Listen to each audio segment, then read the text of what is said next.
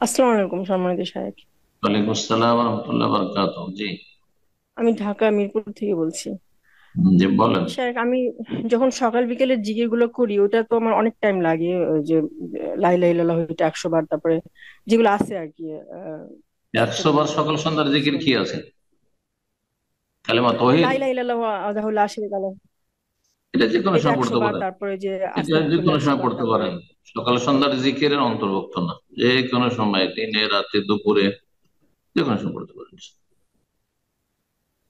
আহ, তো আমি সাধারণত ফজর নামাজের পরে পড়ি, সূর্য ওঠার আগ পর্যন্ত।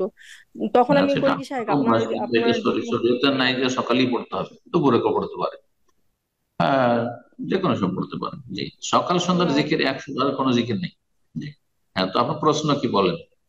হ্যাঁ, প্রশ্ন হলো যে আমি যখন জিজ্ঞেস করি, আমি আপনার লেকচারটা ছেড়ে তারপরে লেকচার শুনতে শুনতে করি, আমার আমার কি এতে কোনো সমস্যা হবে? আমার কি সব কমে যাবে তাতে? না, লেকচারও শুনবেন আবার জিকির করবেন, হবে না। এটা হবে না। এলেম শেখা যদি বেশি জরুরি হয়, আর তাহলে আপনি এলেম শিখবেন, লেকচার শুনবেন, ওতে বেশি সব আপনার এই জিকিরের চাই। আর যদি দেখেন যে আলহামদুলিল্লাহ আমার দিন সম্পর্কে ফরাইজ ওয়াজিবাত মোটামুটি আদায়, ইবাদত বন্দেগী আদায় করার জন্য আমার এলেম আছে, আমি অতিরিক্ত এলেম হাসিল করছি, দিন সম্পর্কে জ্ঞান হাসিল করছি, তাহলে সুন্নত মুস্তাহাব, নফল মুস্তাহাবের পর্যায়ে। আর আপনার এই জিকিরটা 5 মিনিট লাগবে, 5 মিনিট 6 মিনিট লাগবে হয়তো। আপনি 100 বার পড়ে নেন, আপনার লেকচারটা বন্ধ করে দিয়ে, আর তারপরে তখন আপনি আবার এলেম শেখেন। এটা করেন, দুটোর সমন্বয় করেন, সবচেয়ে ভালো। কিন্তু আপনি অনেকেই করেন, কিন্তু এদিকে কোরআন তেলাওয়াত চলছে বা এদিকে আলোচনা চলছে, শুনছেন, কিছুটা শুনছেন, ওইদিকে তাল দিচ্ছেন, আবার এদিকে জিকির করছেন, তো আপনার সংখ্যা হচ্ছে, কিন্তু কলব জিকির করেন। কারণ একটা কলবে দুই কথা ঢুকতে পারে না। সূরা আহজাব আল্লাহ বলছে, মা জাআলাল্লাহু লিরাজুলিন মিন কালবাইনি ফি জাওফিহি।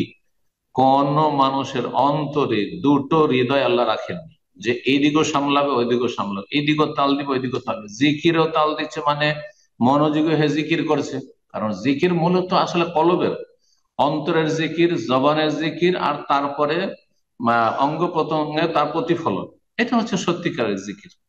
মূলত অন্তর থেকে জিকিরটা হতো, লা ইলাহা ইল্লাল্লাহু ওয়াহদাহু লা শারীকা লাহু লাহুল মুলকু ওয়া লাহুল হামদু ওয়া হুয়া আলা কুল্লি শাইইন কাদির। অর্থগুলি বুঝছেন, অর্থ অনুধাবন করছেন, কালমার তৌহিদের ঘোষণা করছি, তারপরে শিরকের সাথে সম্পর্ক ছেদের ঘোষণা করছি, তার একত্বের ঘোষণা করছি, তিনি সর্বশক্তিমান, এই কথা বলছি। তাহলে এগুলো বুঝে পড়লে কি আরো বক্তব্য শোনা হয়? বক্তব্য শুনবেন, এটা করবেন না, হবে না। জি, একটা করবেন। জি। যেটা পরামর্শ দিলাম যে দুটো সমন্বয় হচ্ছে, যে আপনি 5 মিনিট, এখন 10 মিনিট এই জিকির গুলো করে নেন, আর অন্য সময় আলোচনাগুলি শুনবেন। জি।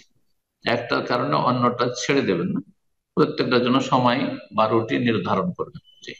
বারাকাল্লাহ ফিক।